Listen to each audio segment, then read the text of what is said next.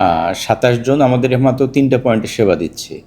আমাদের পয়েন্টগুলা পর্যটকদের সমুদ্রে নামে পয়েন্টগুলো যেহেতু বাড়তেছে, বিস্তৃত হচ্ছে, তাদেরকেও আমরা আরও বিস্তৃত জায়গায় ইয়ে করে স্বাভাবিকভাবেই সেক্ষেত্রে 27 জন থেকে এই সংখ্যাটা আমাদের আরও বাড়াতে হবে। আমরা জেলা প্রশাসনের পক্ষ থেকে বেসরকারি বিমান চলাচল পর্যটন মন্ত্রণালয়ের সাথে খুব ক্লোজলি এটা নিয়ে কাজ করতেছি। মন্ত্রণালয় এটা নিয়ে চিন্তা করতেছি যে কীভাবে এটা তাদেরকে এটা চালু রাখা যায় এবং এটা সম্প্রসারণ করা যায়। যে সমুদ্র সৈকতে লাইফ গার্ড যারা আছে, একটা এনজিওর ইয়াতে তারা দীর্ঘদিন পরিচালিত হচ্ছিল।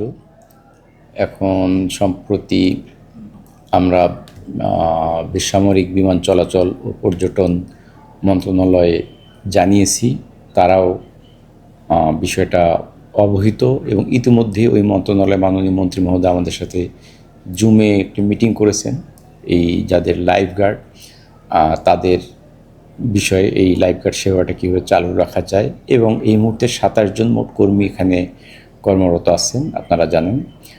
তারা এই মুহূর্তে শুধুমাত্র লাবণী, কলাতলী এবং সুগন্ধা পয়েন্টে ইয়ে করছে।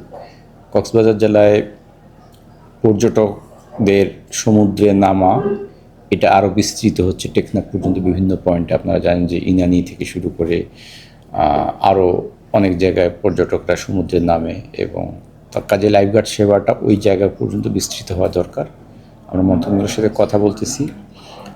মন্ত্রণালয়ের নির্দেশনা অনুসারে সার্বিকভাবে এই লাইফগার্ড সেবাটা কক্সবাজার জেলার সমুদ্র সৈকতে আরও বিস্তৃত করা এবং এদেরকে কন্টিনিউ করার চালু রাখার এটা আমরা পদক্ষেপ গ্রহণ করতেছি।